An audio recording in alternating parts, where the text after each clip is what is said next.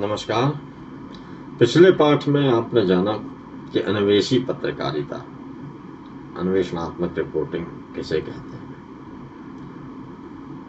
इस पाठ में हम अपराध रिपोर्टिंग के बारे में बातचीत करेंगे। यदि सामाजिक व्यवस्था सुदृढ़ है, आर्थिक संपन्नता है, पारस्परिक सद्भाव है, सांस्कृतिक जागरूकता है और समाज में प्रेम, दया, करुणा आदि मानवीय गुणों को महत्व दिया जाता है, तो अपराध की घटनाएं कम होंगी। इसके विपरीत सामाजिक अव्यवस्था, विपन्नता और सांस्कृतिक चेतना शून्य समाज में अपराध बढ़ेंगे। अतः यह निर्विवाद रूप से कहा जा सकता है कि समाज में शांति और व्यवस्था बनाए रखने और आपराधिक प्रवृत्तियों पर अंकुश रखने के लिए एक व्यवस्थित, सुसंस्कृत और जागरूक सामाजिक संरचना बहुत ही आवश्यक है। प्रत्येक समाज में सहयोग, संघर्ष और विघटन की प्रक्रिया साथ साथ चलती रहती है। सामाजिक संरचना का निर्माण करने वाले बहुत से व्यक्ति तथा समूह जहां अपनी लंबी सेवाओं और अनुभवों के द्वारा सामाजिक जीवन को व्यवस्थित करने का प्रयत्न करते हैं, वहीं बहुत से व्यक्ति अपने निजी स्वार्थों अथवा दोषपूर्ण मनोवृत्तियों के कारण सामाजिक व्यवस्था को छिन्न भिन्न करने में तनिक भी संकोच नहीं करते। साधारण भाषा में यही समाज विरोधी तथा जन कल्याण के विरुद्ध किए जाने वाले आचरणों को अपराध कहते हैं। किंतु विधिक रूप से अपराध वह है जिसको कानून द्वारा अपराध घोषित किया गया। जो कार्य कानून की दृष्टि में अपराध नहीं है, उसे अपराध नहीं कहा जा सकता। समाचार रिपोर्टिंग के लिए भी अपराध वही है जिन्हें कानून द्वारा अपराध ठहराया गया हो। अपराध रिपोर्टिंग में सही घटना के तथ्यात्मक चित्रण में भी पत्रकारों को संयम की अपेक्षा की जाती है।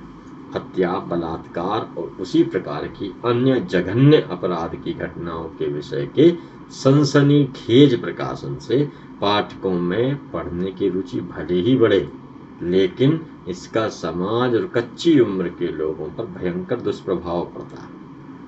इस प्रकार के सनसनीखेज अपराधों के प्रचार प्रसार से समाज में अपराध वृत्ति बढ़ती है और तज्जनित समस्याओं से समाज परेशान होता है। कानूनी दृष्टि से अपराध, भारत में अपराध 3 प्रकार के हैं।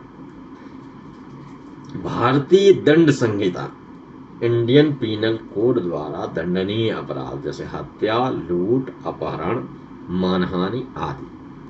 दूसरा, दंड प्रक्रिया संहिता, क्रिमिनल प्रोसीजर कोड द्वारा दंडनीय अपराध जैसे दुर्व्यवहार, शांति भंग करना आदि। और तीसरा, स्थानीय और विशिष्ट कानूनों द्वारा दंडनीय अपराध जैसे उस स्थान, राज्य में शराब पीना अपराध है जहां पूर्ण नशाबंदी लागू है, जबकि यही कृत्य अन्य स्थानों या राज्यों में अपराध नहीं है। आजकल समाचार पत्र अपराध समाचारों से भरे रहते हैं। इसका मुख्य कारण है कि पाठकों की रुचि अपराध समाचारों में बहुत अधिक होती है। वह अपने आसपास में घटित हो रही आपराधिक घटनाओं को जानना चाहता है। टीवी और सिनेमा में दिखाए जाने वाले विभिन्न प्रकार के अपराधों का प्रभाव भी अपराध के बढ़ने में सहायक हो रहा है। अपराध के नए नए तरीकों को देखकर अपराधी उनका इस्तेमाल कर रहे हैं। हत्या, डकैती, बलात्कार, उत्पीड़न आदि के नए नए हथकंडे इस्तेमाल हो रहे हैं। अपराध रिपोर्टिंग और प्रेस की भूमिका इस मामले में बहुत महत्व रखती है। एक जिम्मेदार प्रेस अपने समाचारों की प्रस्तुति से समाज में सद्गुणों को बढ़ावा देता है और लोगों में जागरूकता फैलाता है। विकासशील लोकतांत्रिक देशों में प्रेस का महत्व इसलिए बहुत अधिक माना जाता है। इसीलिए पुराने मनीषियों ने पत्रकारिता का उद्देश्य और संकल्प सामाजिक योगक्षेम माना है। आपराधिक समाचारों की प्रस्तुति में इन बातों का विशेष ध्यान रखना चाहिए। यद्यपि प्रेस सही अर्थों में सामाजिक दर्पण की भूमिका निभाता है, फिर भी इसको अपनी भूमिका के निर्वाह में सामाजिक जिम्मेदारी के आदर्श को सम्मुख रखना चाहिए।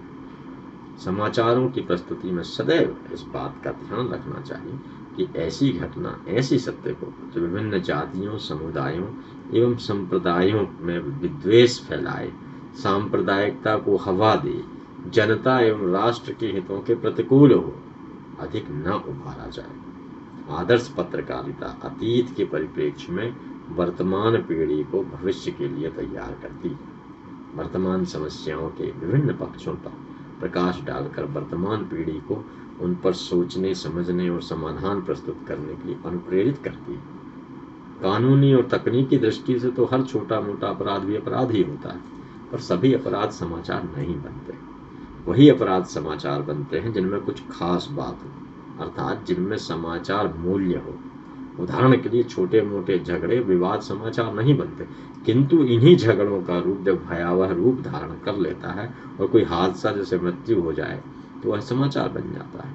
इसी प्रकार आपसी विवाद जब जातीय अथवा सांप्रदायिक संघर्षों का रूप ले लेता है तो वह भी समाचार बन जाता है। कहने का तात्पर्य यह है कि सभी अपराधों को समाचार का रूप देना ना तो उचित होता है न ही व्यवहारिक। जब अपराध में समाचार मूल्य दिखाई दे तभी उसे समाचार बनाना चाहिए। अपराध समाचार लेखन किस तरह से किया जाए? अन्य समाचारों की तरह ही अपराध समाचारों को भी लिखा जाता है, किंतु अपराध समाचारों के लेखन में यह सावधानी जरूर बरतनी चाहिए जिससे आपराधिक प्रवृत्ति पर रोक लगे, ना कि उसमें वृद्धि हो। अपराधी को कभी भी हीरो की तरह प्रस्तुत नहीं करना चाहिए। सांप्रदायिक और जातीय संघर्षों के समाचार लेखन में इस बात का बहुत ध्यान देना चाहिए कि समाचार पढ़कर उत्तेजना ना फैले और ना ही भय का वातावरण बने। उसकी प्रस्तुति कुछ इस प्रकार की जाए कि इन कृत्यों में लगे लोगों के मन में पश्चाताप और मानवीय भावनाओं का उद्रेक हो, जिससे वे ऐसे कृत्यों से स्वयं विरत हो जाएं। एक अच्छा अपराध रिपोर्टर अपने लेखन से अपराध रोकने में सहायक होता है, ना कि उसे बढ़ावा देने। अपराध रिपोर्टर को अपराध समाचारों के लेखन से पहले उसकी पुष्टि अवश्य कर लेनी चाहिए। सूत्र चाहे कितना भी विश्वसनीय क्यों ना हो, लेकिन समाचार के विषय में छानबीन अवश्य करनी चाहिए, नहीं तो समाचार के साथ न्याय नहीं हो सकता। बिना छानबीन किए समाचार देने में कानूनी फसद भी हो सकती है। यदि कानूनी फसद ना भी हो तो भी समाचार के एक पक्षी होने से बचने के लिए इसकी छानबीन आवश्यक है। अपराध समाचारों के लेखन में भुक्तभोगी व्यक्ति से मिलकर वास्तविकता जानने की कोशिश करनी चाहिए। प्रत्यक्षदर्शियों का कथन, यहाँ तक कि अफवाहों में तैरते अपराध सूत्रों का भी हवाला देना चाहिए। कभी कभी वारदात की सच्चाई का तत्काल पता नहीं चलता और वह प्रथम दृष्टया समझ में भी नहीं आता, पर अफवाहों और जन चर्चाओं में वह विद्यमान होता है। अपराध और अपराधी का भंडा फोड़ने में ये अफवाहें और जन चर्चाएं भी बहुत काम आती हैं, अतः इनका उल्लेख भी यथास्थान कर देना उचित होता है। अपराध समाचारों में घटना स्थल का विवरण, अपराध का समय, पुलिस की भूमिका, अपराध का उद्देश्य, पूर्व नियोजित अथवा आकस्मिक आदि बातों का उल्लेख अवश्य होता है। यदि हत्या जैसा अपराध है तो मृतक की पहचान अथवा हुलिया, हत्या का तरीका जैसी बातों का उल्लेख बहुत जरूरी है। चोरी के समाचारों में चोरी का तरीका, चुराई गई वस्तुओं का विवरण, प्रभावित व्यक्तियों की स्थिति, चोरी की पृष्ठभूमि जैसी बातें होनी आवश्यक है।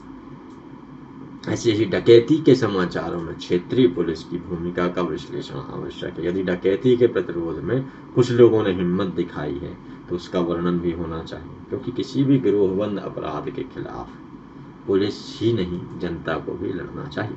उस लड़ाई को प्रोत्साहन भी मिलना चाहिए ताकि लोगों का हौसला बुलंद हो। बलात्कार जैसे अपराधों में पीड़ित महिला का नाम तब तक तो नहीं दिया जाना चाहिए जब तक उस महिला ने इस बात पर कोई खुलकर सार्वजनिक बयान न दिया हो। भारतीय समाज में बलात्कार की शिकार महिलाओं की स्थिति बहुत नाजुक हो जाती है। रिपोर्टर को इसका ध्यान रखना चाहिए। सांप्रदायिक दंगों के समाचार बहुत संवेदनशील होते हैं। इसमें संघर्षरत संप्रदायों के सीधे नाम देना अक्सर उचित नहीं होता। इससे उत्तेजना फैलती है और दंगा अन्यत्र भी भड़कने की आशंका होती है। रिपोर्टर को अपनी लेखनी का प्रयोग दंगा जैसी सामाजिक बीमारी को दूर करने के लिए करना चाहिए, ना कि उसे बढ़ाने के लिए। अपराध समाचारों में अपराध स्वीकृति की खबर को ध्यान देते समय सावधानी बरतनी चाहिए। अदालत से बाहर किसी स्वीकृति का कोई मतलब नहीं होता। ऐसा संभव है कि अपराध स्वीकृति की खबर देने वाला संवाददाता अदालती गवाही के लिए तलब कर ले अदालत में। ऐसी स्थिति में संवाददाता अनावश्यक लफड़े में फंस सकता है। अतः लिखित स्वीकृति के अभाव में इसे साफ साफ लिखने से बचना चाहिए। अपराध समाचारों के स्रोत, अपराध समाचार कहाँ कहाँ से मिलते हैं, कहाँ से मिल सकते हैं। जैसे पहला है पुलिस विभाग अपराध समाचारों का सबसे प्रमुख स्रोत होता है। पुलिस विभाग का काम ही अपराधों का रोकथाम करना, उनका पता लगाना, उनसे संबंधित लोगों को न्यायपालिका से दंडित कराना है। यही कारण है कि अपराध संवाददाताओं का पुलिस विभाग से निकट का संबंध होता है। जिला स्तर पर पुलिस अधीक्षक, उप पुलिस अधीक्षक, ग्रामीण पुलिस अधीक्षक, सर्किल इंस्पेक्टर, थानों के स्तर पर थानाध्यक्ष, पुलिस का भ्रष्टाचार निरोधक अन्वेषण विभाग आदि आपराधिक समाचार के स्रोत हैं। बड़े शहरों में पुलिस नियंत्रण कक्ष भी होते हैं, जहां से दिन भर की आपराधिक घटनाओं का विवरण मिल जाता है। पुलिस विभाग में अच्छी पैठ बनाकर अधिकांश अपराध समाचारों को प्राप्त किया जा सकता है। अस्पताल, आपराधिक घटनाओं से प्रभावित लोग ही नहीं बल्कि अपराधी भी अस्पतालों की शरण लेते हैं। अतएव अपराध की रिपोर्टिंग करने वाले संवाददाताओं को चाहिए कि वे सरकारी अस्पतालों के साथ ही सभी अच्छे अस्पतालों में अपना संपर्क सूत्र बनाएं, इससे समाचार आसानी से मिल सके। पोस्टमार्टम स्थल, आपराधिक कारणों से हुई मौत का पोस्टमार्टम कराना प्रायः अनिवार्य होता है। इस कारण पोस्टमार्टम स्थल भी अपराध की घटनाओं की जानकारी के लिए महत्वपूर्ण स्रोत है। कचहरी एक ऐसा स्थान है जहां अपराध की घटनाओं पर न्याय पाने के लिए पक्ष विपक्ष दोनों आते हैं। पुलिस भी सारे मामलों को न्यायपीठ के सामने लाती है। अपराध संवाददाताओं को कचहरी में भी अपने सूत्र को मजबूत रखना चाहिए। वेश्यालय, वेश्यावृत्ति बहुत पुरानी समस्या है। वेश्यालयों, कोठों और इनसे संबंधित मोहल्लों में यौनाचार ही नहीं होता बल्कि कुछ हद तक अन्य अवैध काम भी होते हैं। अपराध संवाददाताओं को यहाँ भी सतर्क नजर रखनी चाहिए। अफवाहें, न्याय मीमांसा में कहा गया है कि बिना आग के धुआं नहीं होता, अर्थात धुआं के लिए आग का होना अनिवार्य है। इसी तरह की अफवाहें भी प्रायः निर्मूल नहीं होती। इसलिए किसी भी अफवाह के उड़ने पर संवाददाता को चाहिए कि वह उसके मूल का पता लगाए। हो सकता है कि अफवाह के मूल में कोई बड़ी खबर छिपी हो। अपराध समाचारों के लिए अफवाहें बहुत काम की चीज होती। निजी सूत्र, अन्य समाचारों की तरह अपराध के समाचार भी निजी सूत्रों से मिल जाते हैं। अपराध संबंधी समाचारों के लिए थाने के दलालों, मुखबिरों और वकीलों आदि को इस क्षेत्र में अपना निजी सूत्र बनाना चाहिए। स्वयं अपराधी भी कभी कभी अपने प्रतिद्वंदी गुटों को कानूनी शिकंजे में फंसाने के लिए अपराध की घटनाओं का पर्दाफाश करते हैं, क्योंकि अपने प्रतिद्वंदी के फंस जाने से उन्हें अपराध जगत में हाथ पांव फैलाने के लिए ज्यादा जगह मिल जाती है। अतः अपराध संवाददाता अपने काम के लिए कुछ सीमा तक अपराधियों से भी संबंध रख सकते हैं। हाँ, संवाददाता को उनकी गलत गतिविधियों से सरोकार नहीं रखना चाहिए। विज्ञप्तियां, पुलिस प्रशासन सीमा शुल्क, उत्पाद शुल्क, आयकर, बिक्री कर आदि जैसे विभागों द्वारा जारी विज्ञप्तियों से अपराध के समाचारों की जानकारी हो जाती है, पर इनसे पूरी जानकारी नहीं मिलती। इनसे समाचार के एक पहलू की ही जानकारी मिलती, क्योंकि विज्ञप्ति जारी करने वाला अपने हितों एवं सीमाओं का हमेशा ध्यान रखता है। संवाददाता को इन्हें केवल सूचना का आधार मानकर जांच पड़ताल करनी चाहिए, तभी अच्छा समाचार बन सकता है।